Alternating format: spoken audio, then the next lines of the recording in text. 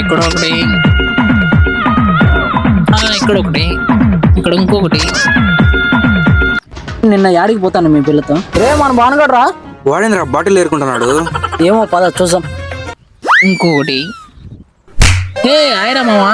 హాయి పక్కన పెట్టు. నువ్వేంద్రా నీ కథ ఏంది? బాటిల్ ఏరుకున్నావేంది? తప్పేముందిరా, నేనేమన్నా దొంగతనం చేస్తానన్నా? బట్టలేగా ఏరుకుండేది. ఇంత బతికి బాటిల్ ఏరుకుంటాను ఏంద్రా?